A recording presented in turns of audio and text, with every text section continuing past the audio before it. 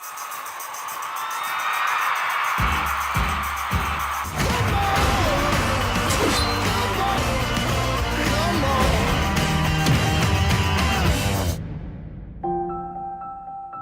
Woodroof, you've tested positive for HIV. Have you ever used intravenous drugs? Have you ever engaged in homosexual conduct? Homo. You say homo? You made a mistake, because that ain't me. Mr. Woodroof, we estimate you have 30 days left. And newsflash for y'all. There ain't nothing out there can kill Ron Woodroof in 30 days. Them drugs, they just released for testing, and I know this hospital's one of the sites. I need it. It doesn't work that way, Mr. Woodroof. Where are you going? They got good meds out of Mexico that's better than what you can get here in the States. This is protein, totally non-toxic. And you can't buy this in the USA? Not approved. You could be making a fortune off of this. You look great. Actually, I look amazing. Anything to declare? Nada. That importing illegal drugs for sale is a very serious offense. They're not illegal. They're merely unapproved. I've been looking for you, Lone Star. Listen, Tinkerbell, unless you got more cash or new clients, I'm busy. You don't deserve our money. Cut you in 5%. 25. Take it or leave it. Welcome to the Dallas Buyers Club. All due respect, man. You know you're one of my favorite people. Thank man, you. You've been grinding. Movie after movie after movie. But not only are you making movie after movie after movie, man, it seems like you're getting better and better, man. Oh, thanks, You're finding your space, right? Trying to lower my handicap. You know? Love it. Golf analogy. Now, this one's incredible, though. I mean, the obvious. You lose the weight for the role. How do you get like that, though? How did you do it? And how do you do that safely?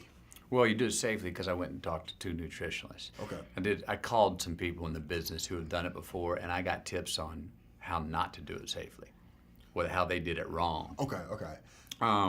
I also gave myself enough time. I didn't do it in 2 weeks. All right, all right. I did it in 4 months. How much total weight did you lose? 47 pounds. Wow, and you're a food guy. You like to eat. Oh, yeah. You know that. Yeah, I know that. I wasn't eating any of those Kansas City ribeyes. Nah, you cannot eat any Kansas City ribeyes when you're trying to lose 50-plus pounds. You know what I ended up doing, though, which people thought was weird, and I don't know how I found some sort of weird pleasure in it.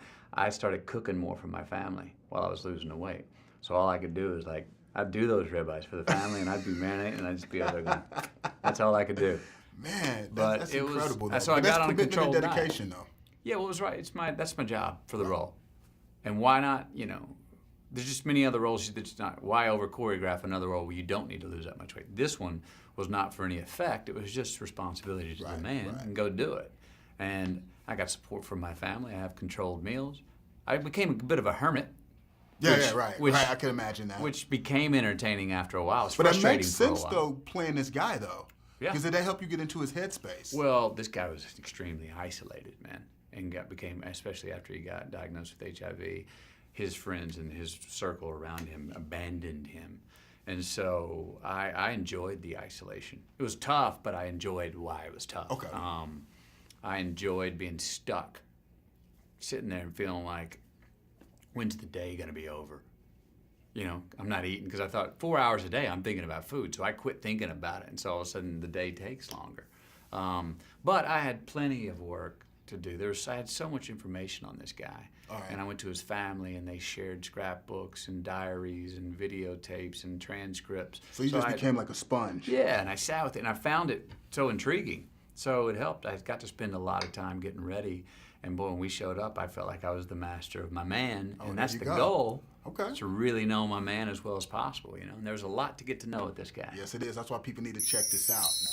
Walker, Dorsett, Blunt, Newsom, Jeffcoat. These are patients?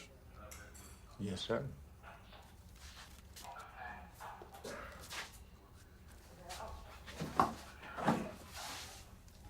They're also the names of players on the Dallas Cowboys. No. That's a hell of a coincidence, isn't it? Isn't this a little ridiculous? Well, you said it. Can you prove these are patients?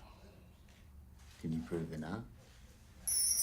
Now, I want to find out from you, how old were you or where were you when you really found out about the devastating effects of being HIV positive or having AIDS? I was about 16, about this time.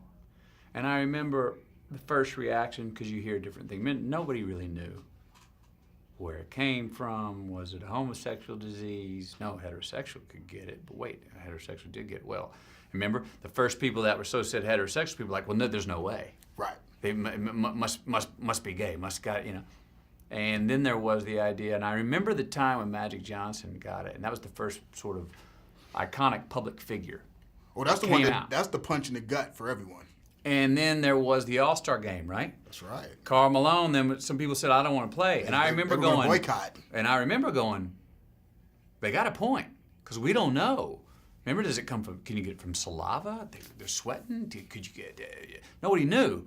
And I remember a lot of people jumped on them that said, who said they didn't want to play, and they said, oh, that bigot. And I was like, well, man, if you don't know, you know, so it was a real time for discussion. And just remember this.